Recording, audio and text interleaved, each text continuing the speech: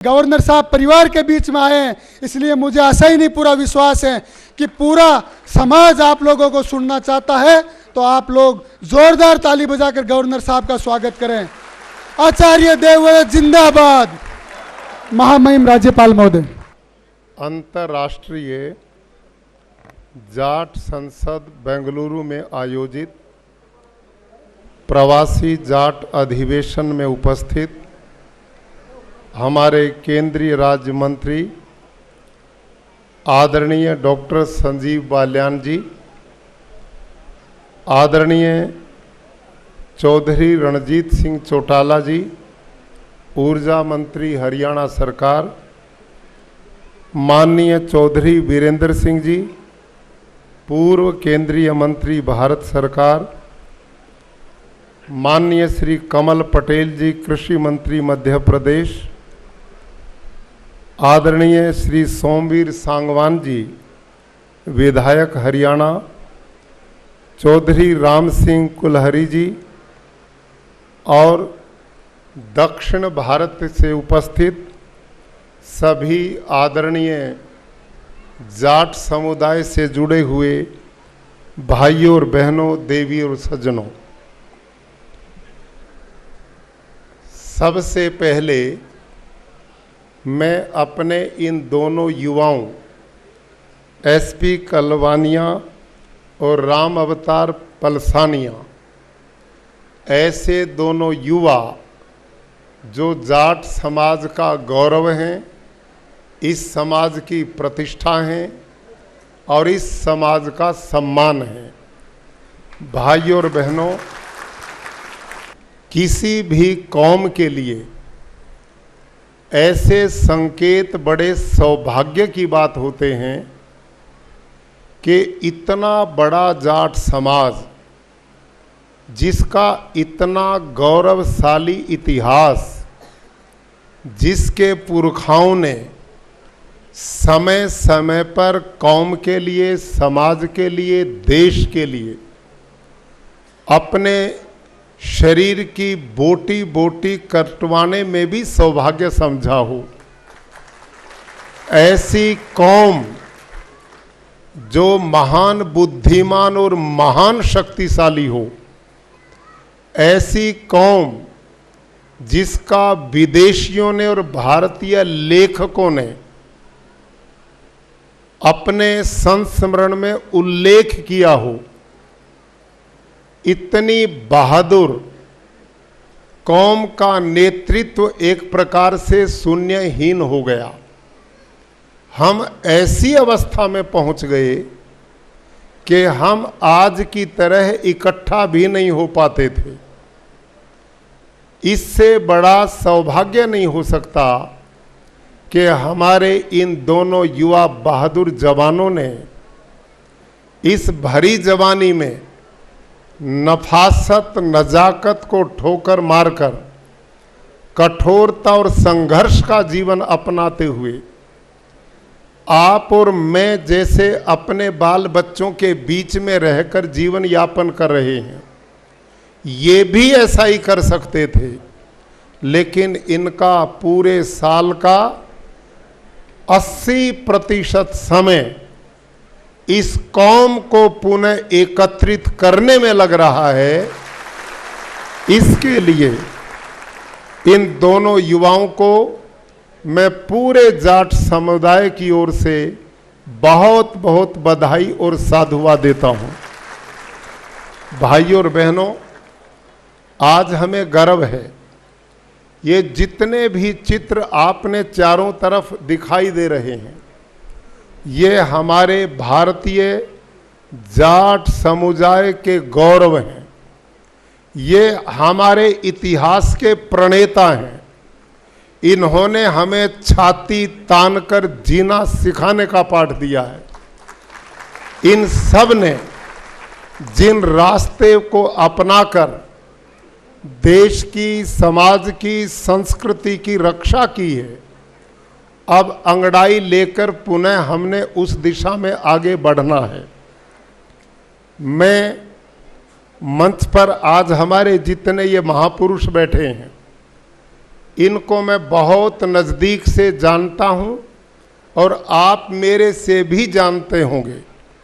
इनमें दो ऐसे घरानों के लोग हैं जिनके बुजुर्गों ने इतिहास बनाया है। चौधरी छोटू राम ऐसा महामानव जिसने केवल जाट समुदाय में नहीं अपितु जिसने दीनहीन पिछड़े ऐसे मेहनती वर्ग को, जिसको हमेशा उसके अन्न धन का तो उपयोग किया लेकिन उसको आगे नहीं बढ़ने दिया, ऐसे गरीब समुदाय के समाज को पैरों पर खड़ा करने का काम किसी ने किया तो वो चौधरी छोटू राम ने किया। उसके बाद हरियाणा की धरती पर स्वर्गीय चौधरी देवीलाल, जिन्होंने आम जनता के बीच में अपने व्यवहार से, अपनी बोलचाल से, अपने जीवन से लोगों के दिलों में जगह बनाई और हरियाणा में मुख्यमंत्री और भारत में उप प्रधानमंत्री के गौरवशाली पद को प्राप्त किया। ये हम सब के लिए गर्व की बात है। और आज उन्हीं दोनों परिवारों से जुड़े हुए चौधरी रणजीत सिंह जी के विचारों को आपने सुना है, चौधरी वीरेंद्र सिंह के विचार को आपने सुना है। ये वो पुरानी परंपरा से जुड़े हुए लोग हैं जो हमारी जाट जाति के लिए भविष्य के निर्माण की दिशा में काम आगे बढ़ा रहे हैं। आज के इस कार्यक्रम में मेरे उसमें चौधरी रणजीत सिंह जी का भी बड़ा सहयोग रहा। मैं अनुभव कर रहा हूं, डॉक्टर संजीव बालियान जी एक ऐसे युवा जाट नेता हैं जो संघर्षशील हैं, बहुत मेहनत करते हैं और जिनकी बोल चाल व्यवहार अपने आप लोगों के दिलों में जगह बना लेता है। उत्तर प्रदेश में कई इस प्रकार के आंदोलन चले जिसमें इस जाट जाति के गौरव को बचाने में, इसकी अस्मिता और सम्मान को बचाने में आदरणीय डॉक्टर संजीव बालियान का बहुत बड़ा योगदान रहा है। भाई और बहनों, मैं एक दो चर्चा आपके बीच में जरूर करना चाहूंगा। पहली बात, जो कौम अपने इतिहास पुरुषों को भुला देती है वो इतिहास के पन्नों से मिट जाती है, और जो कौमें अपने महापुरुषों को, अपने बलिदानियों को, अपने इतिहास निर्माताओं को अपने आने वाली पीढ़ियों में स्थापित करके जाती है, ऐसी कौम को दुनिया के इतिहास से कोई मिटा नहीं सकता। इसलिए हमारा इतिहास इतना लंबा है, हजारों साल पुराना है, और कितने बहादुर और वीर हमारे पुरखा हुए हैं। भरतपुर के राजाओं और इधर महाराजा रणजीत सिंह ने इन जाटों की दो ऐसी रियासतें हुई हैं जिनको ना तो मुगल अपने अधीन कर पाए और ना अंग्रेज अपने अधीन कर पाए। ये वो कौम है जिसने अपना डोला भी किसी को नहीं दिया था, और डोला ही नहीं, ऐसे अवसर आए डोला लेने के, लेकिन वहां कुछ इतिहास की चूकें रहीं। वो एक लंबा विषय, उसकी चर्चा मैं नहीं कर पाऊंगा। लेकिन कितने बहादुर परिवारों में, कितने वीर कौम में हमने जन्म लिया है। हमारी आदरणीय मेरी माताएं बहनें बैठी हैं। आज इन माताओं बहनों के बीच में महारानी किशोरी, उसके इतिहास को आप जानिए। हम झांसी वाली रानी जो भारत का गौरव थी, उन पर हमें नाज है, लेकिन जाटो होडल की वो बहादुर जाट बेटी किशोरी किसी भी कीमत में झांसी वाली रानी से कम नहीं थी। और वो कितनी बहादुर वीरांगना थी। जब राजा सूरजमल अपने दल बल के साथ होडल की तरफ से आगे बढ़ रहे थे और कुछ बालक छोटी अवस्था में, आप सब जानते हैं जो गांव में पैदा हुए हैं, बालक घर बना करके खेलते हैं, कई तरह के आपस में खेल के तरीके होते हैं। होडल की वो बेटी अपनी सखी सहेलियों के साथ और अपने उम्र के बच्चों के साथ इसी प्रकार का घर बना करके गली में खेल रही थी, और उधर राजा सूरजमल की सवारी आ रही है। उनके अंगरक्षकों ने उन बच्चों को भगाना चाहा, लेकिन वो वीर बाला, उसने कहा कि मुझे यहाँ से मत हटाओ, मैंने बड़ी मेहनत से अपना एक घर बनाया है, और अपने इस हाथी वाले को कह दे रास्ता बदल दे, यदि मेरे घर को इसने तोड़ने की हिम्मत की तो मैं ऊपर से इसको गिराने की ताकत रखती हूं। इतनी बहादुर वाला।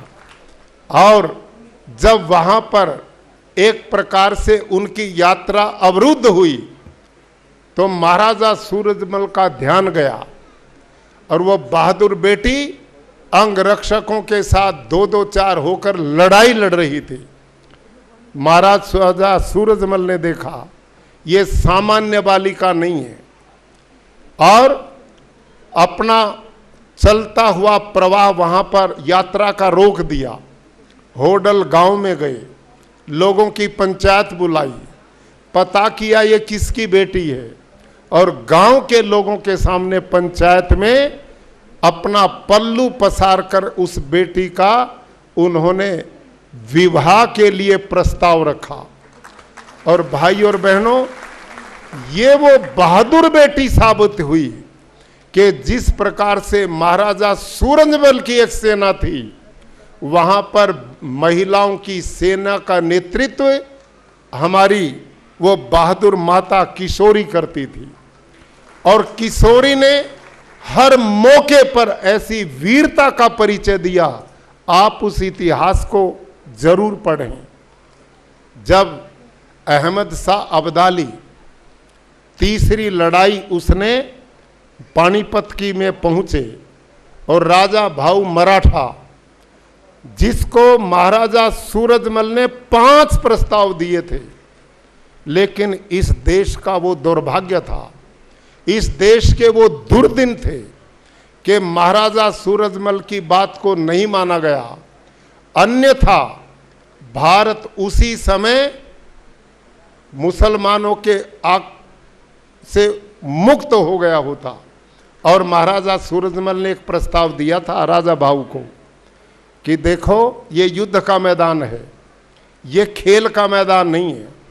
तुम महाराष्ट्र से चल करके महिलाओं को साथ ले रहे हो, दूध मुहे बच्चों को साथ ले रहे हो, हम युद्ध के मैदान में आए हैं, आप इन महिला और बच्चों को यहां मत लाओ, ये उचित नहीं रहेगा।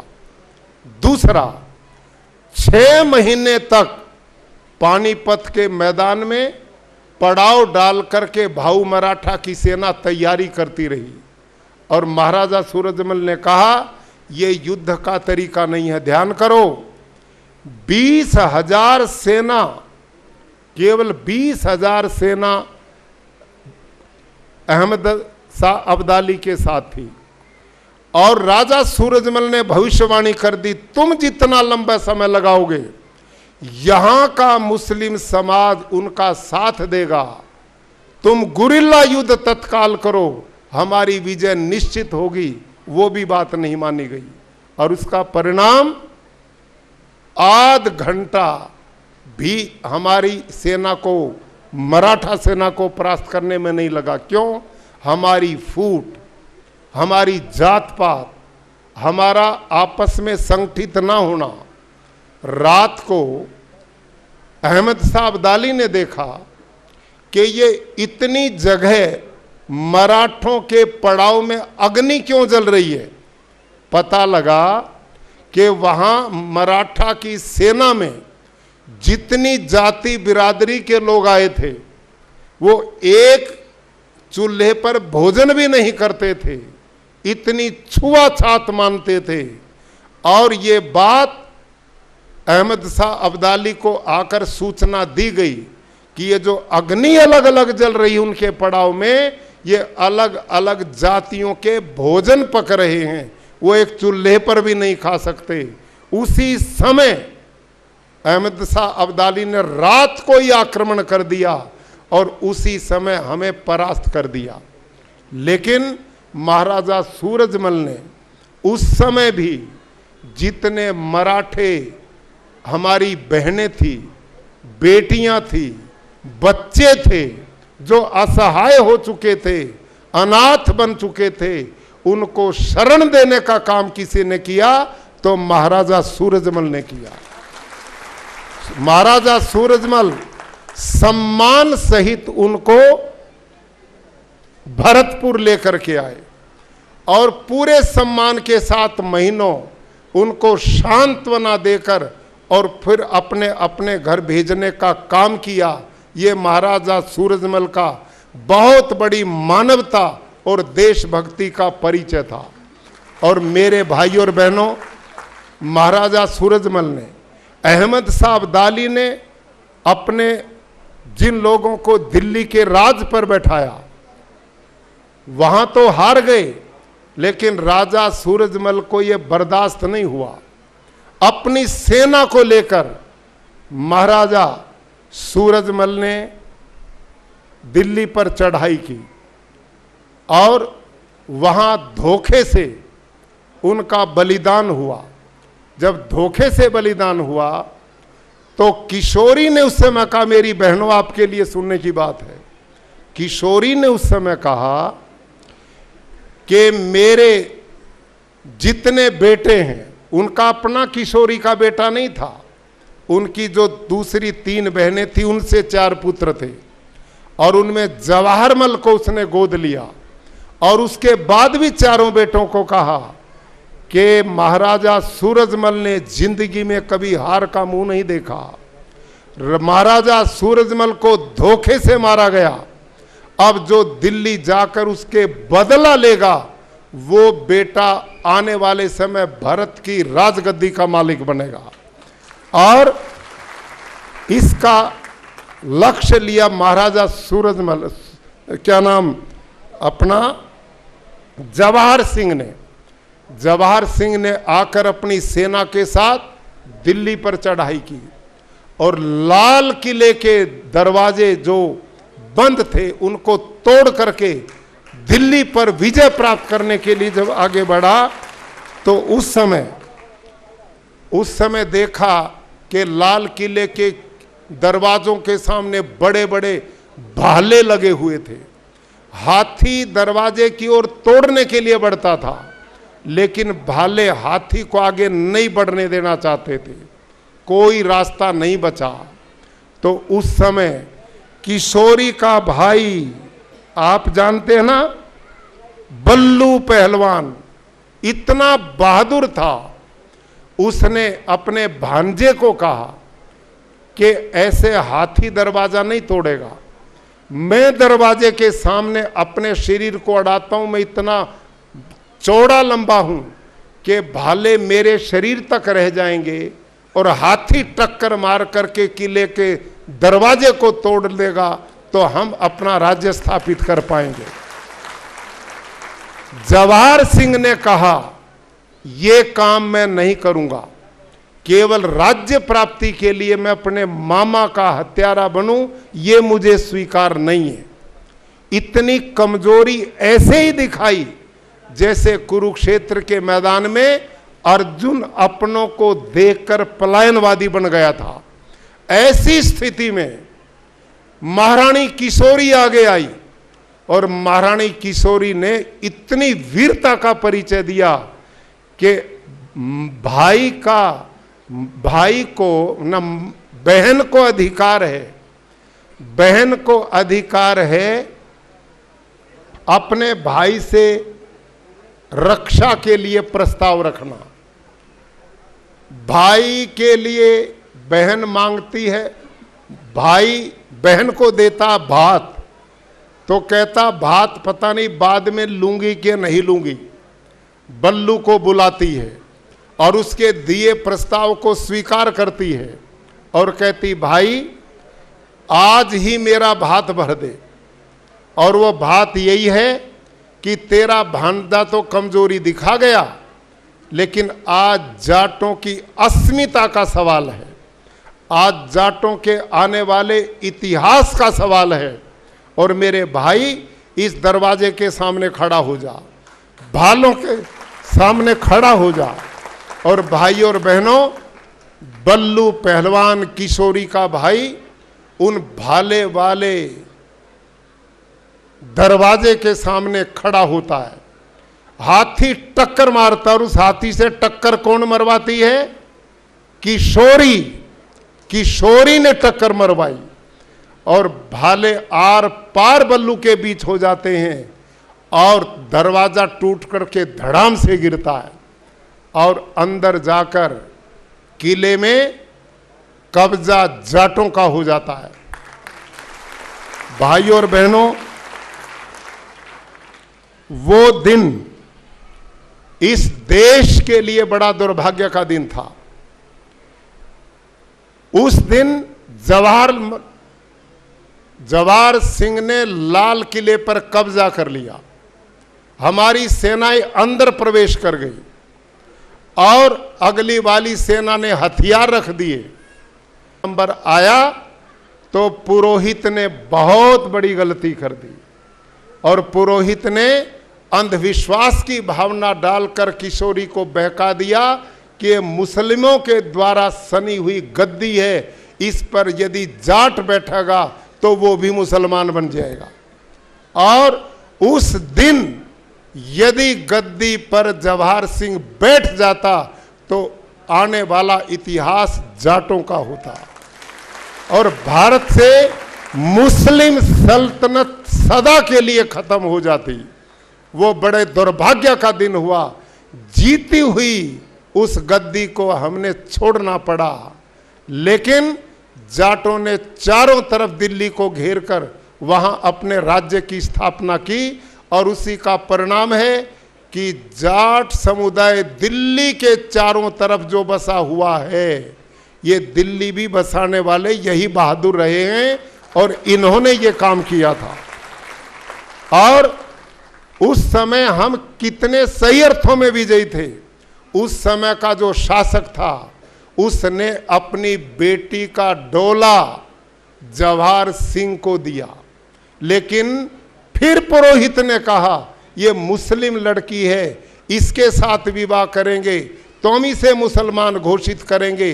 जवाहर सिंह ने वो डोला उसको नहीं दिया गया, लेकिन जो तोपची था समरू, यूनान का रहने वाला, उस मुस्लिम शासक की बेटी का डोला समरू को दिया गया। ये हमारी वीरता की पहचान रही है, ये हमारा गौरव है। तो ये इतिहास इतना लंबा चौड़ा है, महीनों बोलते रहेंगे, समाप्त नहीं होगा। इतने महान वीर इस कौम में पैदा हुए हैं। भाई और बहनों, अपने समय पर चौधरी छोटू राम ने जो काम किया, इस कौम के लिए जिस बुद्धिमत्ता और तरीके से उस व्यक्ति ने मानवता की सेवा की, वो अद्भुत है। मैं एक रोचक घटना उनके जीवन की सुनाता हूं।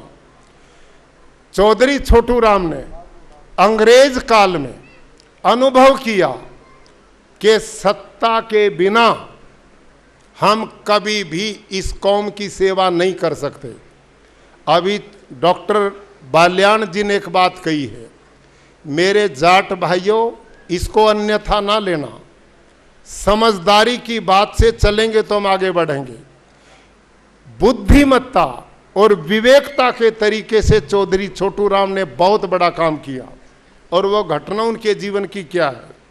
चौधरी छोटू राम वकील थे और उनके सामने एक किसान का मुकदमा आया। और मुकदमा किस बात पे था? उस समय कानून था अंग्रेज काल में कि साहूकार से जो किसान पैसा लेता था और समय पर ब्याज सहित नहीं लौटा पाता था तो उसका घर भी नीलाम हो सकता था, उसकी भैंस और गाय भी नीलाम हो सकती थी, उसकी गाड़ी भी नीलाम हो सकती थी, उसका सब कुछ नीलाम हो सकता था। यहां तक कि चक्की जो माताएं चलाकर आटा पीसती थी उसकी चूल के आटे को भी नीलाम करने की व्यवस्था कानून में थी, कानून में। जिस समय चौधरी छोटू राम ऐसा मुकदमा लड़ रहे थे और जज सामने बैठा हुआ साहूकार के पक्ष में सारे निर्णय दे रहा था, एक चौधरी की भैंस भी नीलाम हो गई, गाड़ी भी नीलाम हो गई, बैल की जोड़ी भी नीलाम कर दी, उसका घर भी नीलाम हो गया। अरे जिस समय बारी आई चक्की की चूल के आटे की, साहूकार ने कहा यह भी मुझे चाहिए। चौधरी छोटू राम ने जज के सामने एक प्रस्ताव रखा, जज साहब कम से कम मानवता के नाते से इस चूल का आटा तो इन गरीब को दे दो, आज रात इनके बच्चे भूखे ना सो करके इस आटे को घोल करके पी कर सो जाएंगे। जब ये बात कही तो जज ने क्या उत्तर दिया?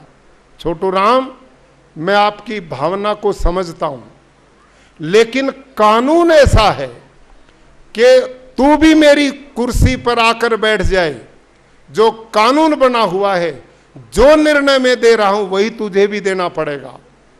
यदि तूने इन गरीबों पर तरस आता है, इन किसानों पर तरस आता है, तो एक तरीका बता देता हूं। और वो तरीका क्या है कि ये वकालत छोड़ और वहां जा जहां कानून बनाए जाते हैं, वहां जा जहां कानून बनाए जाते हैं।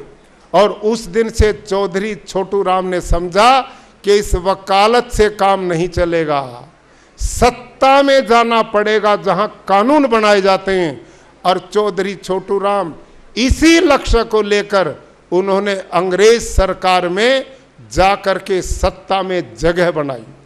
और कमजोरी से नहीं बनाई, कमजोरी से नहीं बनाई, सूझबूझ विवेक से बनाई।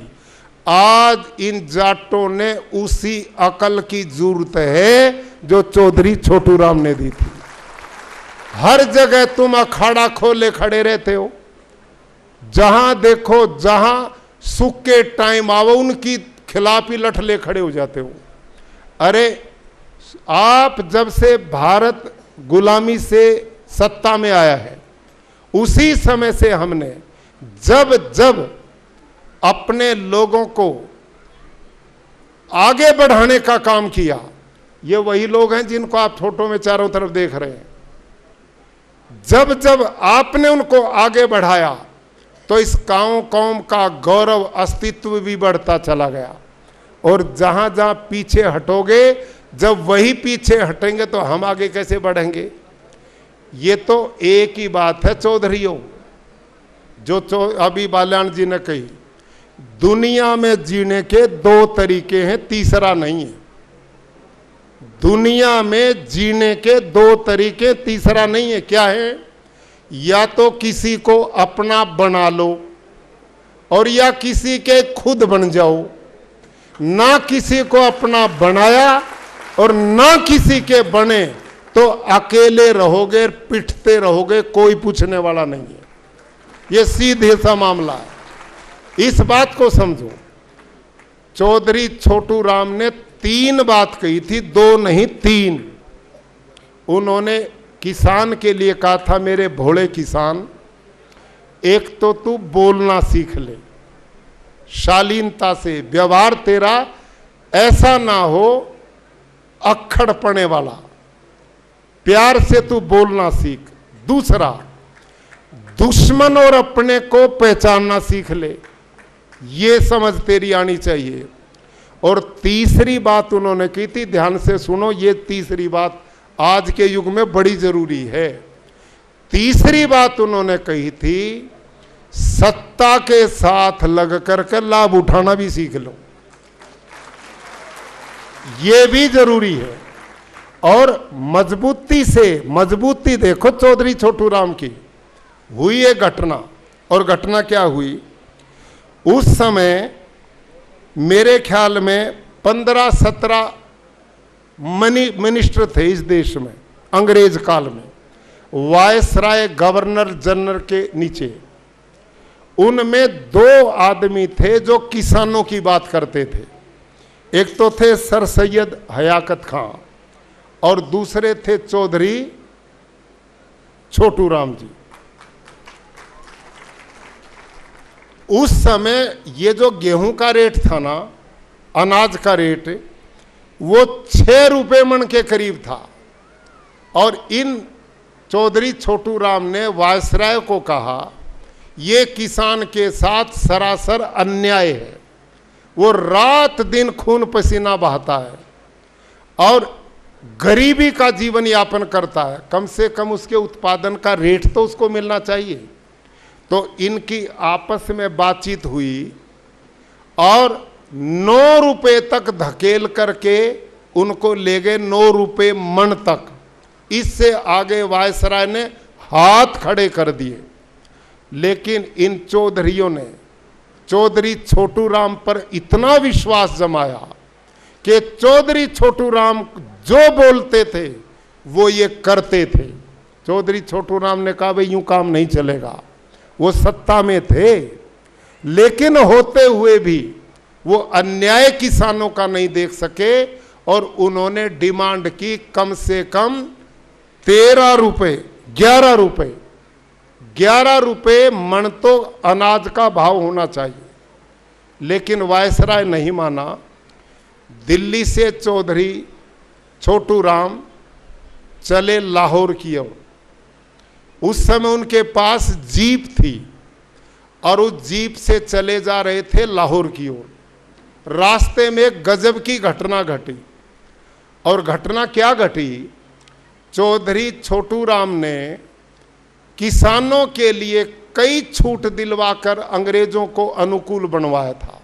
उनमें काम क्या था कि जो पक्की सड़कें थी ना उस समय, उन पक्की सड़कों पर कोई किसान अपनी बैलगाड़ी को चढ़ा ही नहीं सकता था। बारिश होती थी, उन गाड़ी में कोई बैरिंग तो थे नहीं, वो बैल बेचारे धक्के मार मार टूट लेते थे।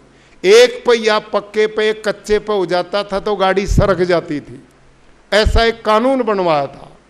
तो चौधरी छोटू राम दिल्ली से चले बड़े गुस्से में, और किस में, किसानों की रास्ते में बैठक करते जा रहे थे कि भाई किसानों, जब मैं कहूं एकदम अपनी खड़ी फसल में आग लगानी है तुमने, ये बोलते जा रहे थे।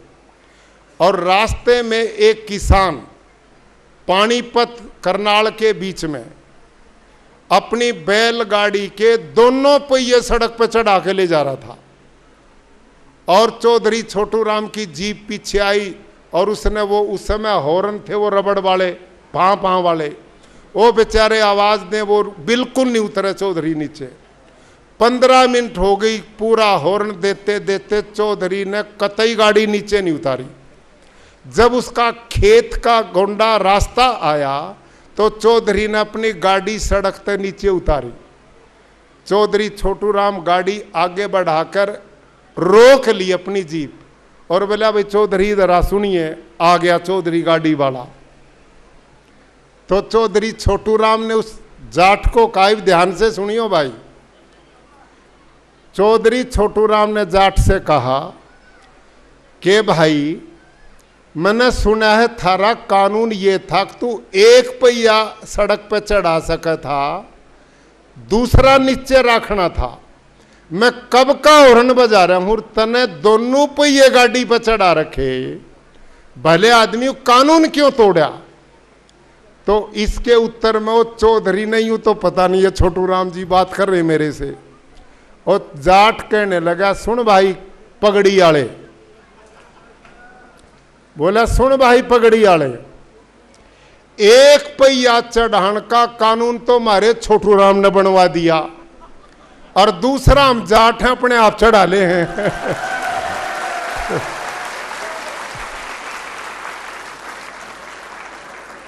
तो चौधरी छोटू राम ने उसकी कमर थपथपाई, बलियारा मैं न्यू ही चाहूं कि तुम्हारे में इतना स्वाभिमान पैदा हो जाए कि तुम अपना रास्ता खुद बना लो। ये सोच चौधरी छोटू राम ने उस समय किसान को दी। भाई और बहनों, अंत में मैं एक निवेदन करके अपनी बात समाप्त करता हूं। अनेक ऐसे विदेशी और भारतीय इतिहासकार हुए हैं जिन्होंने जाटों पर अपने संस्मरण लिखे हैं और उनमें इतने मजबूत संस्मरण शायद किसी कौम के नहीं है। उन्होंने उनमें क्या लिखा ध्यान करो।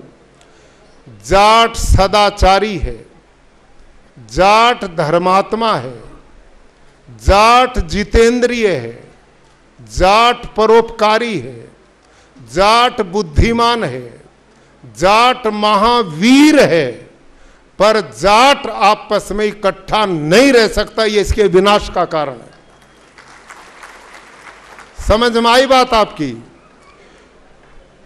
कई इतिहासकारों ने लिखा है यदि ये जाट इकट्ठा होना सीख ले, इसमें एकता का भाव आ जाए, एक दूसरे का सम्मान कर आगे बढ़ाने की भावना आ जाए, तो ये जाट सारी दुनिया पर राज कर सकता, सारी दुनिया पर।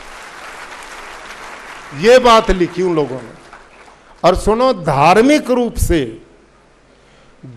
रूप से देश में दुनिया भर के महापुरुष हुए हैं, लेकिन उस महापुरुष में गुजरात की धरती से एक महापुरुष उत्तर भारत में आया जिसका था स्वामी दयानंद सरस्वती। बहुत प्रोग्रेसिव, बहुत वैज्ञानिक, और उसने धार्मिक रूप से भारत को गुलामी की जंजीरों से मुक्त करने का काम किया, आजादी के लिए महान स्वतंत्रता सेनानियों को पैदा किया, और महान वैज्ञानिक दृष्टिकोण धार्मिक उसका था। वो महापुरुष अपने अमर ग्रंथ सत्यार्थ प्रकाश में उसने देश और दुनिया की किसी कौम की बात नहीं की, व्यक्तिगत जातिवाद तक बात नहीं की। उसने बात करी तो केवल जाट जी की बात करी, और उसमें वो क्या लिखते हैं कि ऐसे ऐसे जाट जी हो जाएं तो धरती पर अन्याय, अंधविश्वास, पाखंड बचे ही को नहीं। और इनके बीच में वो रहे, पश्चिमी उत्तर प्रदेश में, पूरे हरियाणा में, राजस्थान के एक हिस्से में। आप याद करो मेरी बात को।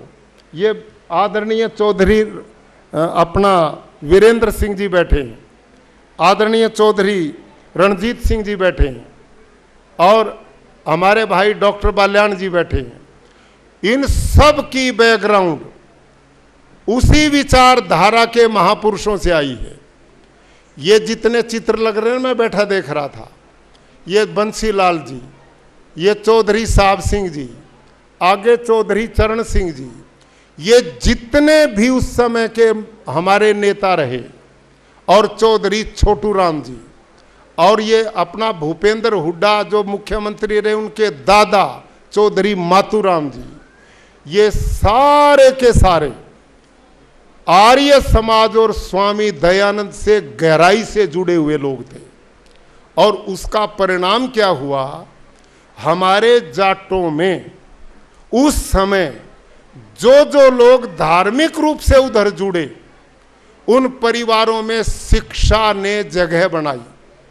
और जब शिक्षा आई, संस्कार आए, तो वो परिवार जाट समाज में सबसे ऊंचाइयों पर गए। तो साहब, है कि नहीं ये बात? ये बात मैंने पूर्ण रूप से देखा है। और ये बात मैं क्यों कहना चाह रहा हूं, मंच से बहुत अच्छी बातें आपको सब नेताओं ने बताई। इस समय कौम को संगठित करना, आर्थिक रूप से समृद्ध करना बहुत जरूरी है, लेकिन इन दोनों चीजों का आधार एक ही चीज बनेगी, इसे ध्यान से सुन लो आप, वो है अच्छे संस्कार और अच्छे विचार। आने वाली पीढ़ियां जिस कौम की इस प्रकार की होती, वो कौम आगे बढ़ने से नहीं रुक सकती। आज आर्थिक रूप से मैं बधाई देता हूं यहां जितने भी मेरे भाई बहन बैठे हैं। आप वो लोग हैं इस कौम में, आप वो लोग हैं इस कौम में जिनके बुजुर्गों ने, जिनके बड़ों ने आपको दुनिया को अपना बनाना सिखाया, और आप अपने अपने गांव और प्रदेश को छोड़कर आगे बढ़ने की भावना से आपने विदेश और पूरे देश में अपनी जगह बनाई। इसके लिए मैं आपके बुजुर्गों को भी धन्यवाद करता हूं और आपको भी बधाई देता हूं। आप इस कौम के लिए वो आदर्श लोग हैं। यदि बाकी हमारे लोग आपसे प्रेरणा लें कि आगे कैसे बढ़ा जाता है, घर परिवारों को आगे उन्नति कैसे की जाती है, वो काम आप लोगों ने कर दिखाया है।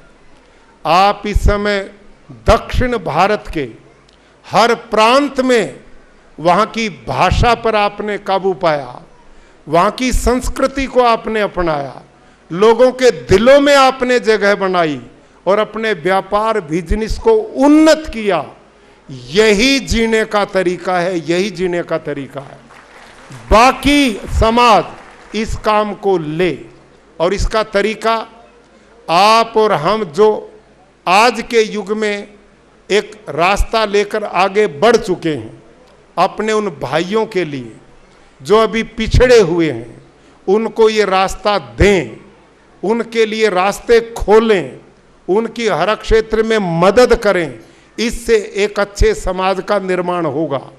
लेकिन इसके साथ एक निवेदन मेरा, ये कौम बहादुर है, वीर है, संघर्षशील है, लेकिन दुख होता है जब अखबारों में पढ़ते हैं कि हमारी युवा पीढ़ी के लड़के नशों में डूबे हुए, दारू के नशे में पड़े हैं, स्मैक के नशे में पड़े हैं, दूसरी ड्रग्स ले रहे हैं।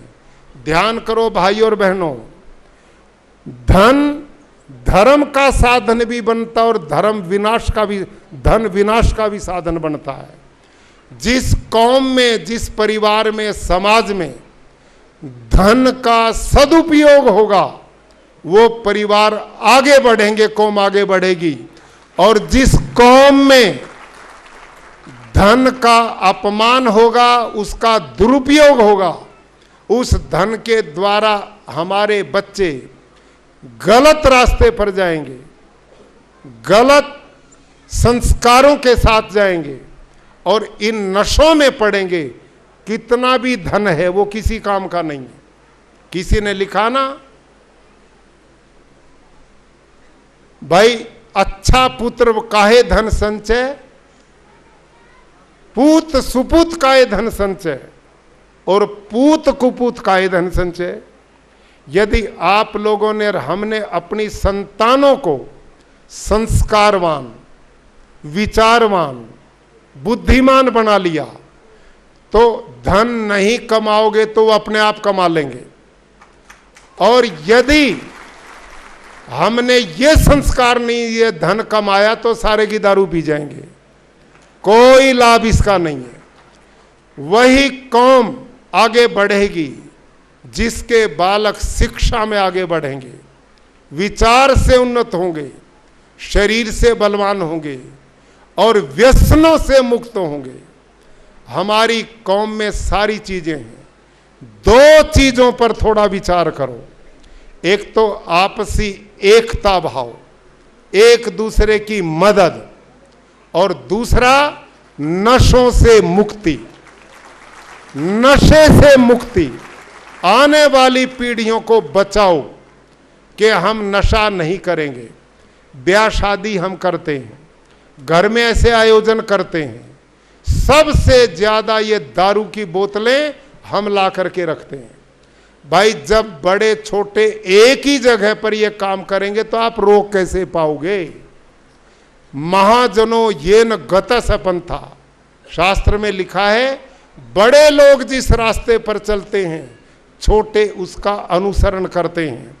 और अंत में शास्त्र में लिखा हमारे यहाँ ऋषियों ने, से जातो ये न जाते न याति वंश समुन्नतिम परिवर्तिनी संसारे मृत को आने जाते, कि इस धरती पर जिस पे हम आए हैं ना, इस पे जिसने जन्म लिया वो जरूर जाएगा दुनिया से।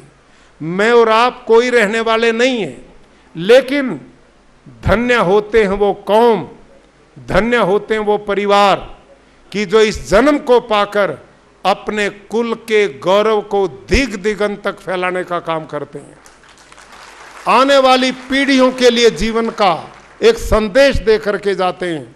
और हमारे यहाँ वेद ईश्वरीय ग्रंथ माने जाते हैं, उनमें उपदेश है संगच्छध्वम संवदध्वम संभवनांसी जानताम देवा भागम यथा पूर्वे संजाना न उपासते। कौम दुनिया में कौन जिंदा होती है? जो मिलकर चलती है, मिलकर बोलती है, मिलकर विचार करती है और एक दूसरे की सहयोगी बनती है, वो इतिहास में जगह बनाती हैं। और वहां एक और बात लिखी है, आपस में कितना प्यार होना चाहिए हम आपस में, एक दूसरे मानव समाज में। अन्यो अन्यम अभिहर्यत वत्सम जातमिवागना, उसका मतलब क्या है? सहृदय सामनस्य में विद्वेषम कृणोमि में।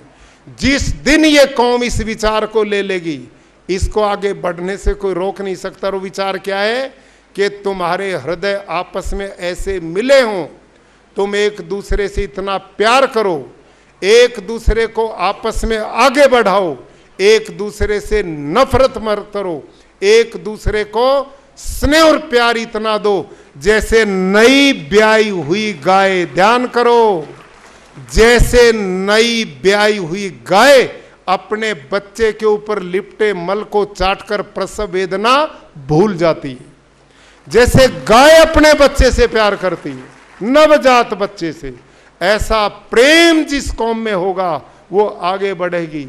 समानी प्रपा सवो न भागा समाने योक्त्रे सेवो युनजमी, मतलब जैसे रथ के नाभि स्थल पर कमानियां होती, कमानियां, और उस रथ पर जब वजन होता है तो कैसे उठता है? ऊपर वाली कमानी पर वजन पड़ता है तो नीचे वाली सहारा बनती है, ऊपर 2 पर वजन पड़ता तो तीसरी सहारा बनती है, और 3 पर वजन पड़ता तो चौथी सहारा बनती है। और जब वो सारी इकट्ठी हो जाती हैं तो पूरे रथ के वजन को गंतव्य स्तर पर ले जाती हैं। भाइयों और बहनों, जिस कौम में हम कमानी की तरह आपस में जुड़ जाए, एक दूसरे के सहयोगी बने, व्यसनों से मुक्त हों, अपना इतिहास बनाने के लिए आपने कुछ मर्यादाओं को जीवन का हिस्सा बनाना पड़ेगा। इस भीड़ से बाहर निकलना पड़ेगा, और इस भीड़ से बाहर निकलने का तरीका यह है कि हमारे जीवन जीने के मानदंड होने चाहिए, चर्चा होनी चाहिए।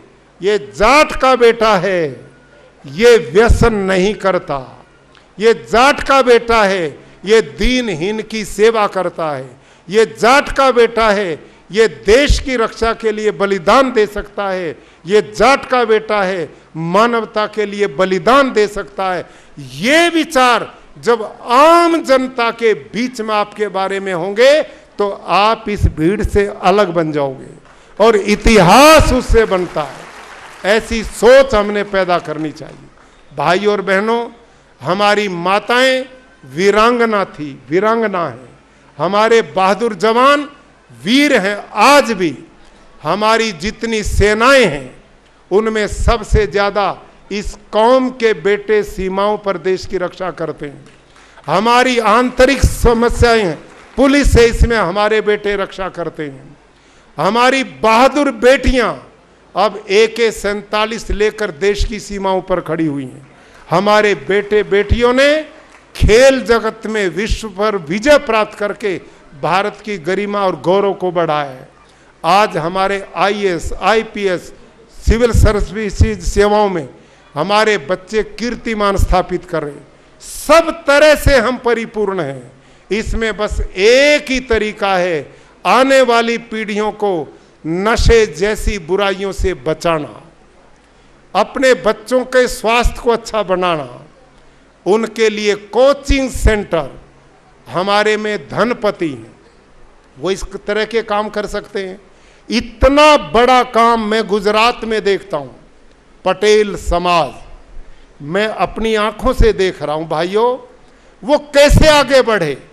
मैंने उनसे पूछा, वो कौन है? वो किसान है, 2-2, 4-4 किले भूमि है, आप और हमसे ज्यादा जमीन नहीं, लेकिन एकता के सूत्र में बंधे। मैं वहां बात करता हूं तो तरीका क्या है?